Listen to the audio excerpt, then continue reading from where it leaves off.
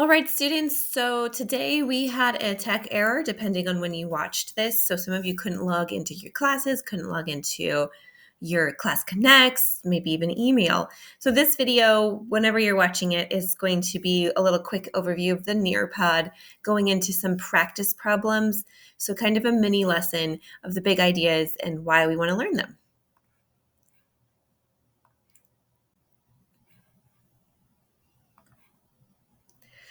Okay, so I was going to ask you guys your favorite car or vehicle, and I was going to have you review, remember, think about what we defined as a power function. So we talked about this way back in 2023, and what a reciprocal is, and can you have a reciprocal of anything?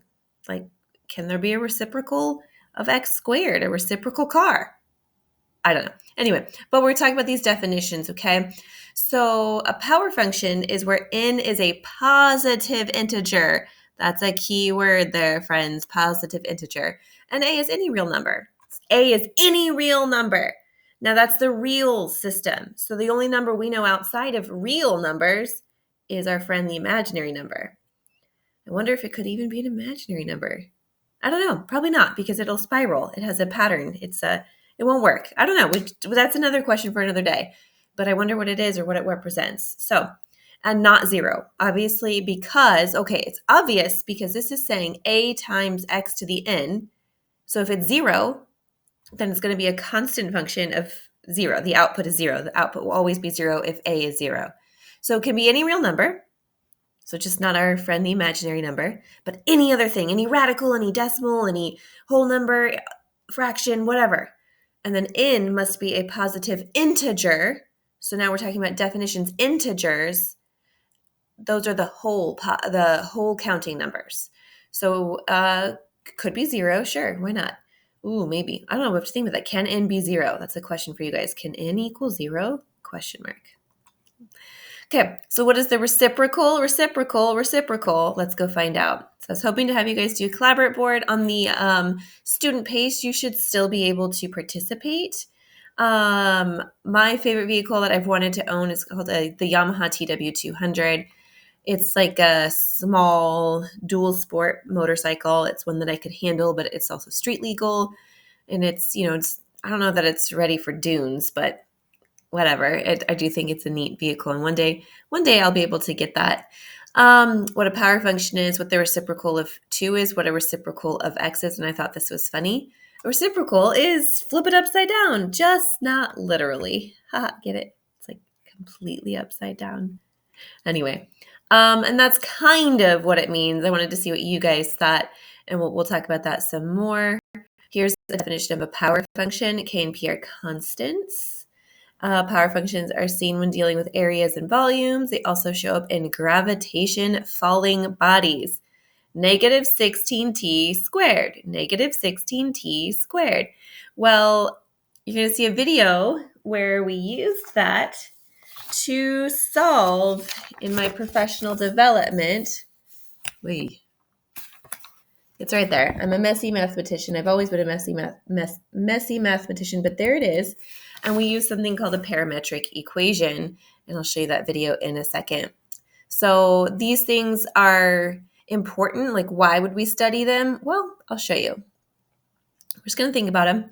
Okay, so your assessment isn't until 2:04, but you do have practice problems, which you cannot access at this time. So hopefully by the time you're watching this video, you can, and I'll show you those now because I got in through a back door. Your amazing social contract, or depending on if I use this video again next year, this was last year's. This is this year's or last year's or some years. So whenever you're watching this video, thank you. And I love this stuff because it's how you guys all agree to treat each other, treat me, and how you think I want to be treated and how you want to be treated by me. So it's really neat. And this is like unspoken in the world around us. We all follow one, whether or not we think we do, we do. So it's nice to have you guys explicitly say that stuff. All right. Mathisfun.com. So that's a great website. It's going to explore this concept of reciprocal, and we're going to go take a look at that in a second. Some of the key concepts, this is what you would see in your coursework. It's a power function that has the power of x in the denominator. So now that is why it's important that a or n is positive, because rules of exponents would say if n were negative, if n were less than 0, then if we had, like, say, x to the negative 1, well, that's the same as 1 over x, right? That's rules of exponents. Rules of exponents. Lots of prior knowledge here. Don't hesitate to look it up. Don't hesitate to review, to think about it. This stuff matters because once you understand the language of math, you can do all sorts of things with it.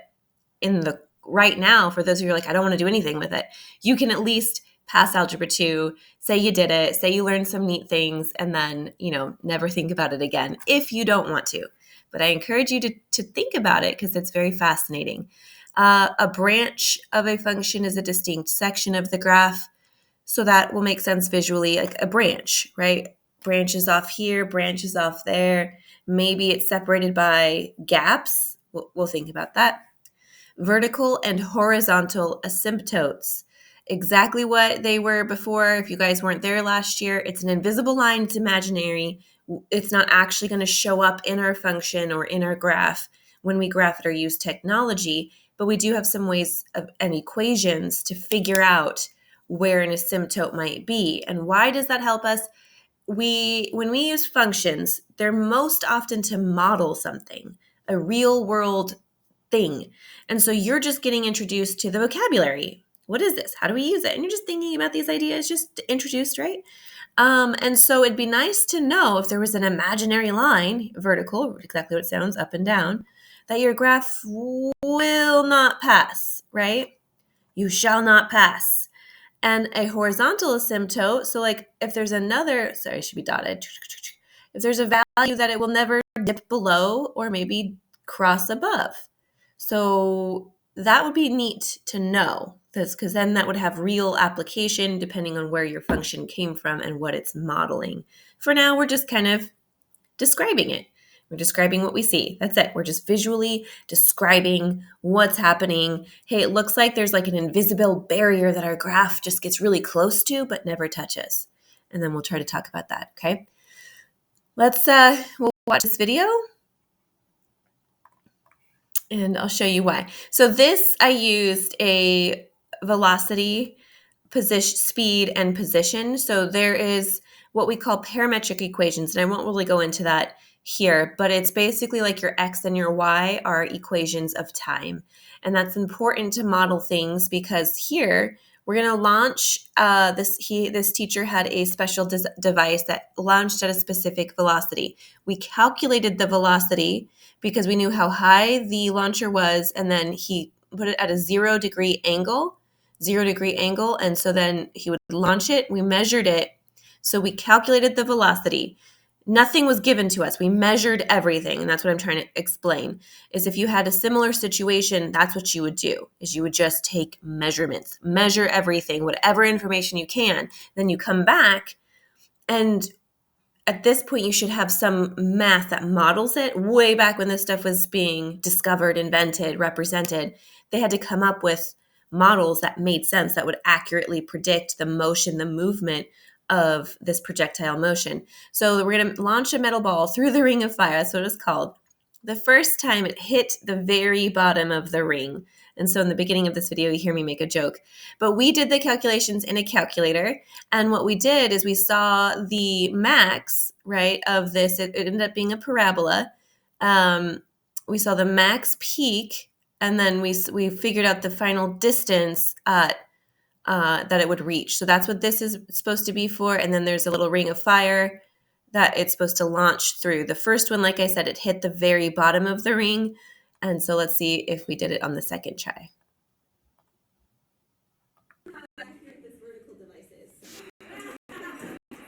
Here we go.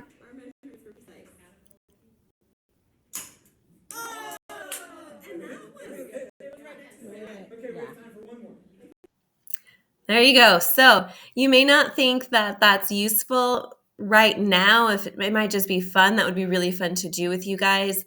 But you can predict right through there, poof. And like I said, originally this was a little tiny bit higher and it hit the bottom on the very first try. But the distance was accurate, the height of the projectile motion. Oh, we also had to calculate where it was going to be, right? How far away would the height be so that it would launch straight through there and land there. And again, this was a velocity negative 16t squared equation that helped us figure this out. I had fun. I wish I could do it with you guys. I'm trying to figure out a way to create a consistent launch. That's the hard part, is you need a consistent launch. Okay, anyway. Here we go. One of the things that we can do is create a table of values and then plot those values on a graph, or just kind of look at the values to see what they tell us. So this slide was mainly meant to help you remember how to do that. Say you were just given g of x or h of x and no table was given to you. Well, you would just split it into an input and an output. That's the very basic concept of a function. Something that's going to go in the function right there, and then what's spit out of the function. G of x is function notation. G of x is how we say that. G of x, not g times x, which is a common misconception. We're calling our function g. The function is 1 over x cubed. That is what's happening to x. Our input is x, right? That's our independent variable. Doesn't really matter what x is, but it will have a domain, meaning values that x can take on. And then the dependent variable, it depends whatever we put in x, out this happens to it, boop, out spits y. So this table means if x is negative 3, we would write it something like this. G of negative 3 is equal to 1 over parentheses negative 3. The parentheses are important because of that negative. Okay, so then we just evaluate. Well, this is negative 3 cubed. So that's negative 3 times negative 3 times negative 3. Negative 3 times negative 3 is positive 9. Positive 9 times negative 3 is negative 27. Okay. Over here, similar thing. I'm going to go kind of quicker. G of negative 2, 1 over negative 2 cubed is going to be equal to 1, negative 2, negative 8. Okay. All right, that's 1, so it's just going to be negative 1. X equals 0. Ooh. Can plug it in a calculator, but we'll have 1 over 0 cubed. 0 cubed is still 0. Something's going on here. We can't have division by 0, okay? That's the key thing whenever you have a fraction, a rational function. Any type of division by 0 is never allowed. And the main reason is not because we don't know what's happening. We do know what's happening now, but we have to undefine it. Because if we're coming from the negative side, it'll go to negative infinity. If we're coming from the positive side, it'll go to positive infinity. So we say it's undefined because it doesn't come to one singular answer. It can either go down to negative infinity or positive infinity as far as the output, as x gets bigger and bigger and bigger and bigger and bigger, or sorry, smaller and smaller and smaller and smaller, closer and closer and closer and closer to 0. So if it gets closer to 0 from the positive side, so positive 0.000001, it's going up to infinity. If it's coming, usually, if it's coming from the negative side, negative 0.000001, it's going down to negative infinity. So there's an asymptote there. There's something happening. Pay attention. Okay, so then we'd have positive 1. Over here, we'd have 1 over 8. Over here, we'd have 1 over 27. How did I know that? These are just positive versions of that one. And I just kind of knew that, hey, the negative is the only difference. And it's a cubic, so we'll have 3 negatives, negative, negative, positive times another negative. It goes back to negative. And I'm going kind of fast. Okay, let's see. So what is the only difference between this one and this one? What is the only difference between h of x and g of x? The function, like this side, right here. This is h of x. This is g of x. Hopefully you see it. It's that 3, right? It's just the 3 that's different. That's it. So guess what? 3 over negative 27, 3 over negative 8, or negative 3/8, negative, this one reduces, negative 1/9. Oof. Okay, this should just still be negative 3, undefined. So we'll think about what's going on there. Still undefined because 3 divided by 0 is still undefined.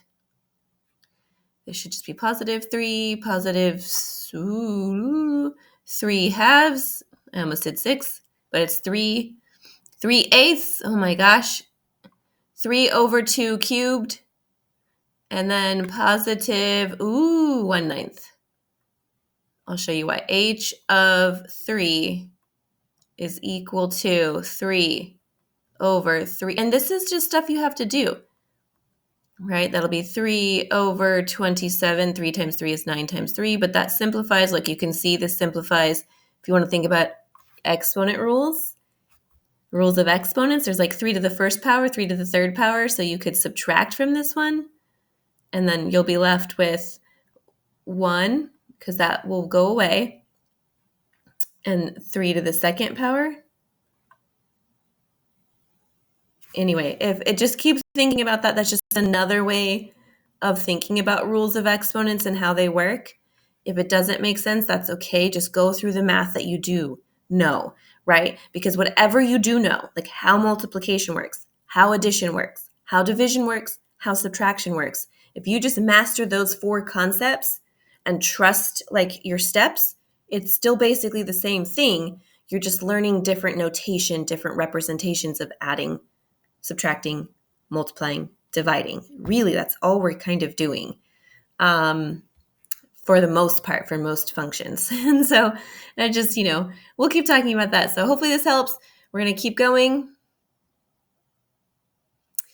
Domain and range. Domain and range. So key idea for any function is domain is the values of x. So the values that in x, we usually call it x, right? But it could be t, it could be n, it could be a different variable. Basically the input. What are the input values? What can they be? And when we say what can they be, we're looking for any issues. So when it comes to any type of division, we think division by 0. Sorry. We think, something's going on there. We can have a hole in the graph. So something in there, there's reasons for that. We can have an asymptote in the graph because it doesn't work. There's nothing we can do. And so that's what we need to check for when the denominator equals 0. The numerator can equal 0 because that's just 0. When the numerator and the denominator equals 0 for the same input value, we have a hole. Think about that. Try to figure that out. We'll explore that. But that's the idea. Domain. The area that they can operate. This is my domain. This is where I can operate. This is my stuff. And then we'll use notation like, okay, x can go to negative infinity, but we got to stop at 5 because there's a problem there. And then after 5, it can go back to positive infinity. It's fine. There's just like an asymptote. We'll think about that some more in a second. Range. Okay, so domain is typically the x values or maybe like the horizontal values. Maybe that'll help. The range is our y values or the vertical values, the output values. So here, sometimes it'll be all real numbers because the graph goes up and down and there's no holes, no gaps, no asymptotes. Boom, it's going to take on every possible value. Sometimes it'll be like my projectile motion, right? So for me, the projectile motion I calculated, it had a max. The output values had a max of 4 feet. So I would have said my range is y less than or equal to 4.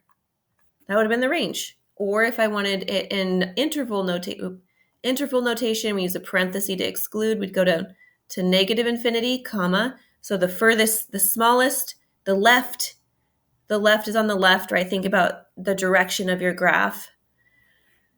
The lower bound, upper bound, and 4 square brackets mean including. That's just a little preview. Just like, I think I remember talking about this kind of stuff. Yes, You're scientists right now. You're learning the language. You're learning the notation. You're learning hieroglyphics for math. So just buckle down, put it in your brain, check your notes so that when you see it again, you're like, okay, I know what that is. And even that feeling of like, oh, I know what that is, should just be a good feeling, and you can remove it later because you can review it. I just reviewed how to find a specific term in a binomial expansion, and I knew there was a process, but it took me a while. I had to review with a student. I didn't remember, it didn't come to my brain. I was pretty sure there's a way, because in math, we do not like tedious work. We like to get faster and faster and faster at things. And so we try to come up with shortcuts because we're lazy. Okay, so range, right? So that's something to think about here for the domain. Like for instance, let's take a look at this domain. I want to give you x. Well, we could put x like this. X can be less than 0 and x can be greater than 0. Or we could say something like x cannot equal 0, and we could say all real numbers, because the only problem for x is when it actually equals 0 for that one. Interval notation would be parenthesis, negative infinity, comma, 0, parenthesis, because we're not going to include it, and so union 0, we're starting at our left bound, comma, positive infinity, don't include infinity. And we can't include 0 in this case because that's where the problem is caused. So use a parenthesis to indicate a interval, because these are intervals now. Like if I were to graph this, it would be a hole on a number line, shaded that way, and just a hole right there. But this is interval notation. And then you have to check me on that symbol, because I thought this was union and this was intersection. So union is the or and intersection is and. But we will think about set notation in a second. Question mark. Look at those symbols. Upside down U, U. Okay? All right, functions. Desmos. We'll talk about this in a second. It's going to just show the asymptotes. Now let's just do it now. So say yes, let's go whenever you see these links.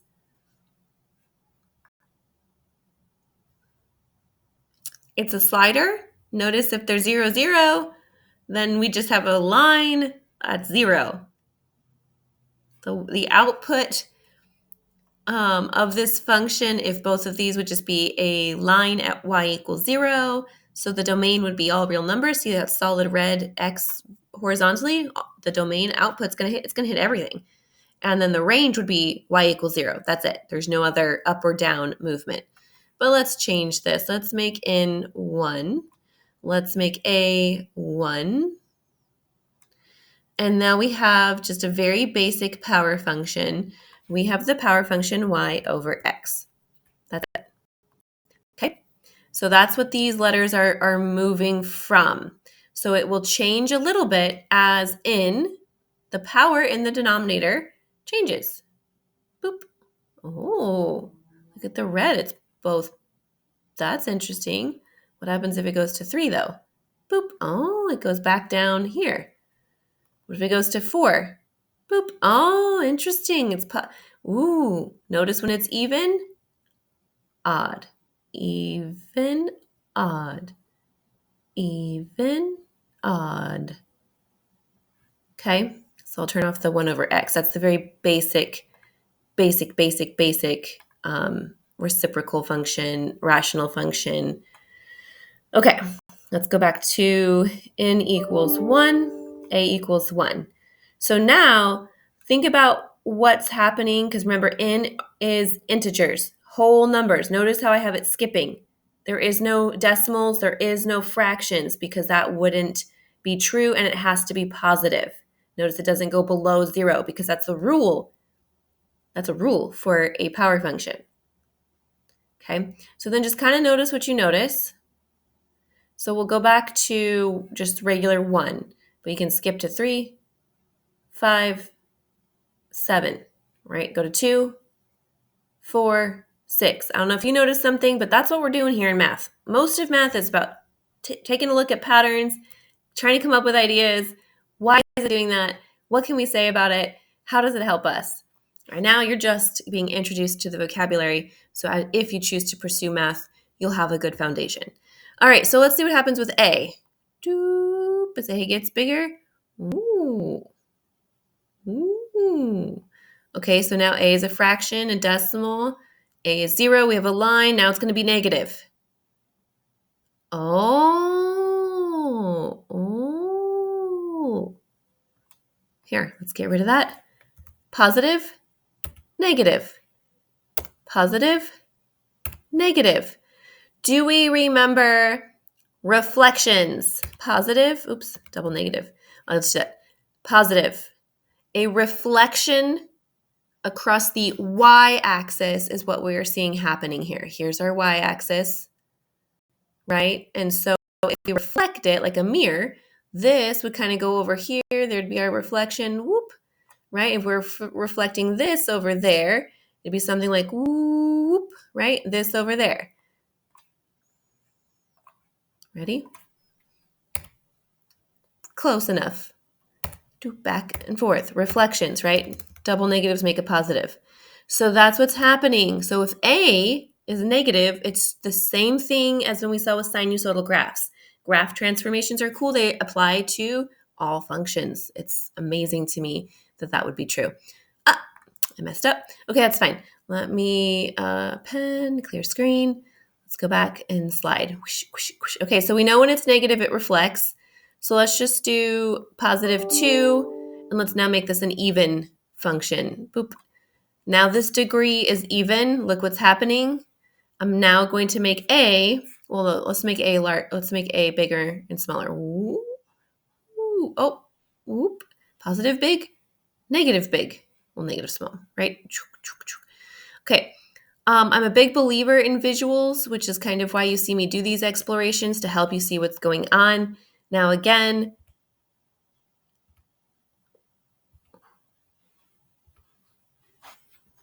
did I say the last one wrong? I said it wrong. And this is why we explore and we check our notes. Oh, let me show you. Boop. Okay, we have these notes. What does it say? A reflection over the x-axis.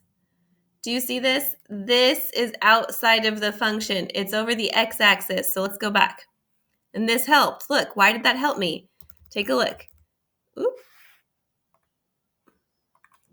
Because now I can definitely see that's definitely not reflecting over the y. Definitely not reflecting over the y, right? So it's going to reflect over the x-axis when the negative is on the outside. What does that mean? So this is like we have negative 3x squared. That's what this is. So it reflects across the x-axis. We're going to go take a look at negative 3x.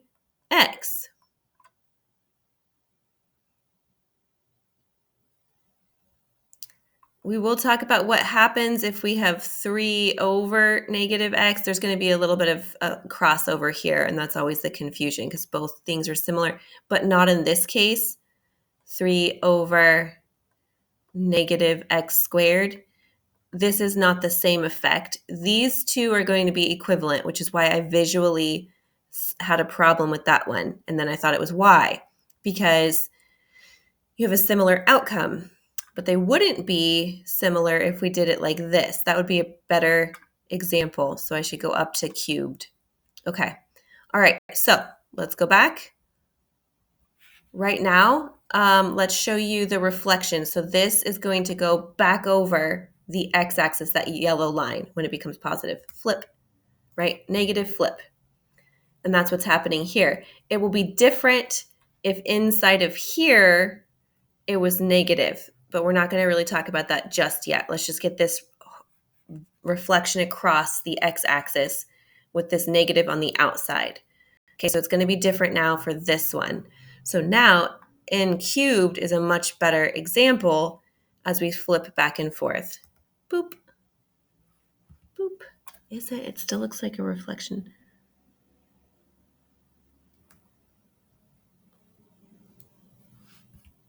Maybe not. I don't know. I'm exploring something new. Okay, but for right now, you'll know that there's a reflection. You can use Desmos to help you understand what the question's wanting. Will it always be for odd functions that they kind of end up being both? I guess so. Okay, so my question is mathematically what happens to this negative versus when we have the negative right by the variable. See the little tiny difference, outside, inside, outside, inside. That's how you change over x or over y. And when you have a power function that's odd, it's like it's happening to both. Like it's a nice reflection to both. But anyway, we'll keep playing with that. We'll define that sooner, or we'll define that clearer as we get going. We just want to pay attention to the differences that are happening. We want to talk about how our graphs are being transformed, and we want to be able to figure out where the asymptotes are, horizontal or vertical, if there are any. So if we come back to this one, I would say there are two asymptotes, no matter what our values are. What do you think they are? The invisible lines that we can't see, but that they are approaching and getting really close to. Okay, let me zoom out. Look at that. It looks like the red lines eventually just become the x and the y axis. Let's see if that's true for everything. Okay, now let's make this even. Okay, so it just goes up or down. Okay, that's because that's negative. Up, down, when n is even. Okay, but still, if we were to draw an imaginary line, so let me zoom in. See, we're nice and close. Let me draw some asymptotes. Y equals 0, because like I said, it looks like the x-axis. Let me change the color.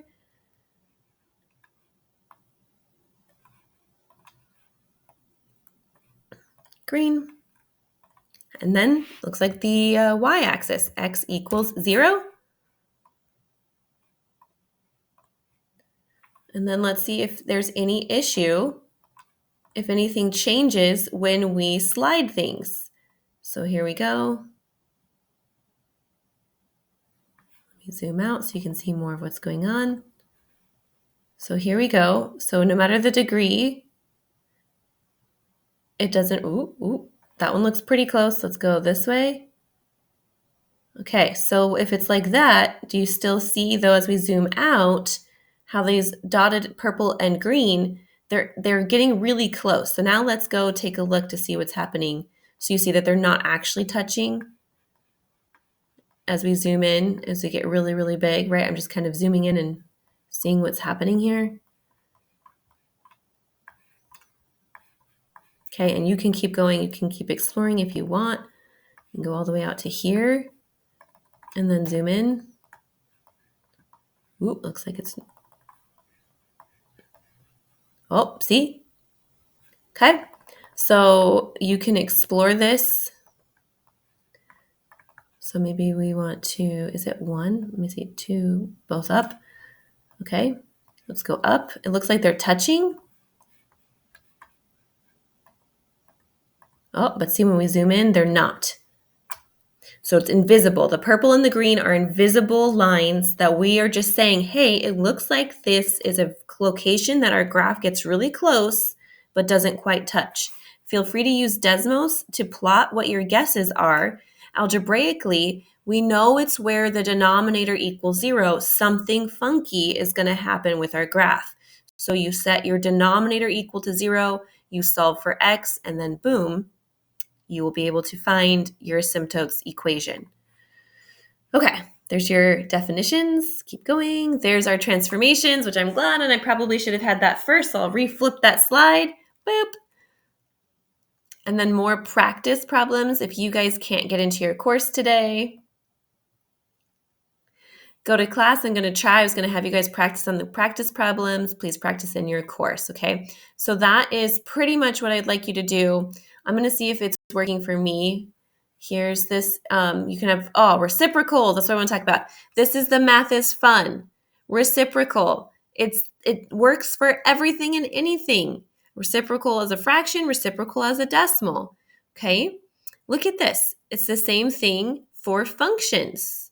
Ooh, it's a reciprocal. A fraction. Reciprocal. Okay, anyway, I thought that was really cool. Expression, the reciprocal expression. Flipping a flip. Reciprocal, reciprocal. Okay? Ax over y is the reciprocal, and then the reciprocal. So they're reciprocals of each other, basically, is the kind of concept. And that makes sense. Okay? What is 1 over w? It's just w. Fraction math, fraction multiplication. Think about what's happening when we multiply by a reciprocal. It's my phone, if you can hear that. Where's the tab I can press? Okay, sorry about that. All right, explored those. The reciprocal. You have some practice problems here also. So there's extra practice problems if you want to try them. And then here's where I wanted us to work to today. I got in through a back way, and I want to go over those practice problems in case students still can't get into them. Okay, so on your own, reciprocal power functions. The practice in your course is so important. So important. So please try it. You can do support level, on level. If you've taken the readiness diagnostic, it automatically populates for what you need. It's pretty cool. So if you haven't taken it, please take it. Reach out to me if you have any questions about it. And yeah. And then look, boom, we have our reference guide, your book to help you. Hey, we explored these, which is the graph of 1 over 5x squared. So for me, a couple of things that we noticed. It's an even power. So they're going to be both having the same direction. So it's not this one. It could be this one. Could be this one. It's not this one. Okay? And remember, we saw what's happening there because we looked at in, the power. And we also looked at the reflections, which confused me. But that's okay. It confused me. And now I know it's got to be this one. Because the negative in the numerator would have made it go down here, a reflection across the x-axis, not the y-axis. But what's happening with those odd power functions? Because it looks like it's both. It looks like it's both, darn it. And I want to know if it is both. Function is graphed. Which function is graphed? Okay, so now look at how they have two separate sections or two branches. Maybe we want to call them branches, just so we're all talking about the same thing. One's over here, one's over here. If I remember correctly, that was my standard positive, no reflection, odd power, reciprocal power function. So the exponent would be odd, and the numerator or the whatever would be positive. So now I'm looking for odd, so 1 of the fifths, and a positive number. So see, that's a negative, that's positive. Check. Boom, nailed it. And there they go in their mathy lingo, which is great and tells you all this stuff. If a is negative, the function values are below, and then it's odd. So the end behavior of the branches are going to be opposite of each other, right? Okay. Next. Negative, odd. So it's going to be flip-floppity. So instead of down here and here, these two are not it. Those are even functions. This is a negative even function, odd function. See the branches? See where they're going? So let's see. This one. Because in that long exploration, which I know not everybody's a fan of, and even I fumble through it, but I don't mind because I'm doing the thinking to help me get, what am I looking for? What is causing this change? How can I apply it now? And be like, yeah, I nailed it. Yeah, I nailed it. Yeah, I nailed it. That's our plan. Negative. Okay. Odd. Perfect. So it's got to be one of these two. And since I know this is the regular, non-reflected, it's got to be this one because this is the reflected. Okay, let's read this a little bit more. Oh, let's go back to this one. Sorry.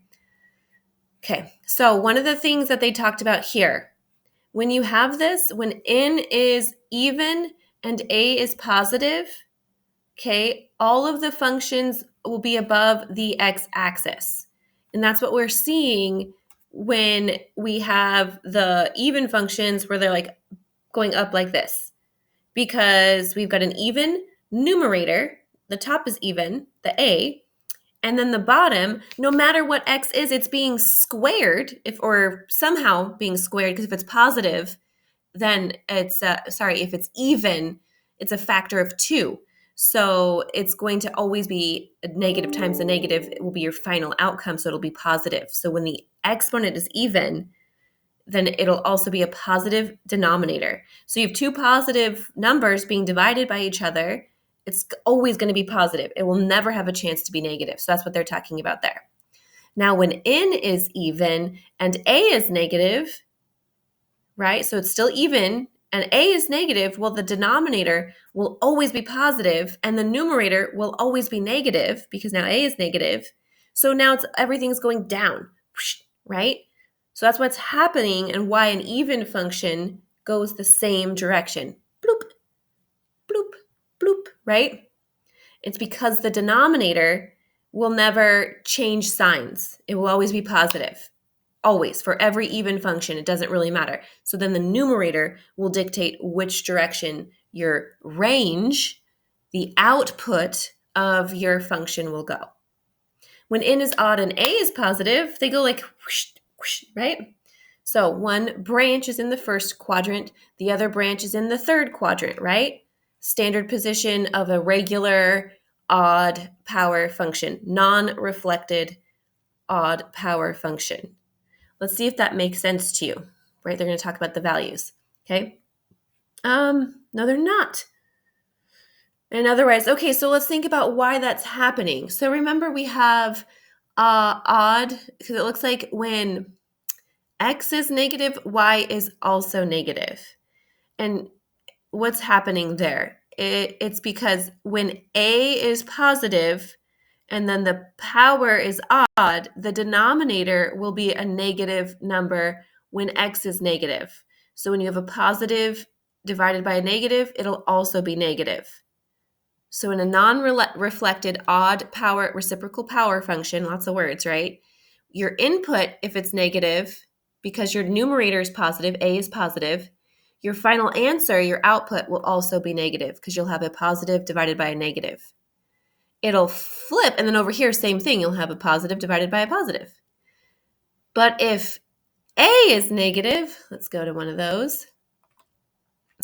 If a is now negative, up here at the top, and when x is negative, you'll have a negative because it's an odd power function. So the final answer will still be a negative, right? You'll have negative times negative is a positive, times negative is a positive, and then whoop, there's our odd one. Goes back to negative. You have a negative divided by a negative, which becomes positive. Boop, boop. Or if you put in a bottom number, right, the x's are positive, but the numerator is negative. So you'll have a negative divided by a positive, which will be a negative. Your output will be a negative. Okay. Couple of things, just you can always plug in values and check. You can always graph and check. You can always pick a point on the line and plug it in to see what the output is, input is. Remember, you have your x values and your y values. X values are the numbers you would put in to evaluate. We call that substitution. You'd substitute it right there and then evaluate. And then whatever that equals, say we put in 1, and when x equals 1, this whole function, the output, the y values would be negative 2/3. I don't think we can really see that because it's not. So when x equals 1, boop. When x, I'm like, wait, that's not making sense. So when x equals 1, it should be negative 2/3. What? 3 halves? 2/3. Okay, so anyway, I just don't know how I feel about that graph. When x equals 1, it should be negative 2/3. So it should be like somewhere in here. It should not be over here. Ooh. I gotta go graph it. All right, so anyway, try these practice problems. I'm gonna go look at this one. Let me skip ahead a little bit for you guys to talk about the asymptotes. Remember, the 3 No, so remember when we changed these, no matter what we changed, nothing ever happened with the asymptotes. Remember when we changed the exponent and we changed a on our exploration? So that means the horizontal will be y equals 0 and the vertical is x equals 0. Ooh, we talked about it. Okay, good. It was union. We talked about this. So again, the domain it just excludes 0. But this one, the range, it's a negative even function. So everything is going to be going down. So this should be the range, right? Because that's our lower bound. It goes down to negative infinity, but it'll stop at 0. So that's pretty good. Domain and range, that's fine. You guys can practice this, see if the notation's making sense. Yay! Which two transformations take the graph of the f to g? Select both correct answers. Again, pull up your notes. Obviously, I needed them too. 2, 4, looks like a reflection across the x-axis. Don't say it the y. Ooh, let's see what they say. Nah, okay, we'll leave it. Maybe they'll have an odd function and they'll help me remember or answer my questions. I can have questions too. 2. So that's that negative. And then it's being multiplied by 2. It's greater than 1. So it's going to be a stretch, not a compression. Let's see. Okay. Okay, so again, remember we explored that. It should just be 0. It's not changing anything yet because we're not shifting it. We're not doing a horizontal shift and we're not doing a vertical shift. So then nothing is happening. So the curve of the graph. Oh, interesting. The curve of the graph is closer or further. I don't remember.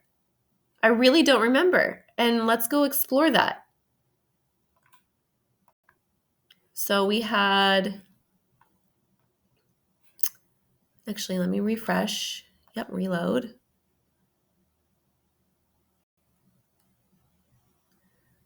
So now let's make a 2 in 2. So now as A gets bigger, it gets further away. So as A increases, it gets further away. See that? So if A is like 1, okay, 1, as it gets larger, it gets further away. That's really helpful to me because I don't have stuff. So that should see 4A is getting larger, so it gets further from the vertical asymptote. It's a vertical stretch, so it gets further. Okay, that's it. That's how they want to explain it. Given the parent function, negative 5x over 4, classify what is true and false about the changes. Oh, here we go. Let's say the graph of the curve contains the point. False. Remember, these have the asymptotes there. They're not going to hit zeros. Input or output. No zeros. Okay, the curve of the graph is farther away from the horizontal asymptote. I looked at the vertical asymptote. I mean, yeah, look, see, it's still getting away from here, right here. So I would say yes. It's a stretch, but I don't know if that's what they want. Does that make sense? But we'll say true. The graph is reflected over the x-axis. Notice they don't have an odd power function on there. If you guys see it in the lesson, please let me know. All right, let me hurry up for this. I need you guys. You guys make me a better teacher. X-axis. Yes. False. Okay. Phew. All right, very cool. Try these on your own. Try all that good stuff. We're going to go take a look at this graph right here because I think this one is incorrect because if we zoom in, it really looks like it goes 1 and 2. So if this isn't a valid point, 1 and negative 2, they just picked a random image and was not accurate. Let's turn this off. Control V, fraction.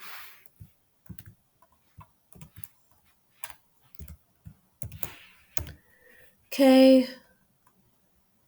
Yeah, see 1 and 2/3, negative 1. So now if x equals negative or positive 1, sorry, it should be 2/3. Yeah, negative 2/3. Perfect. So shame on them.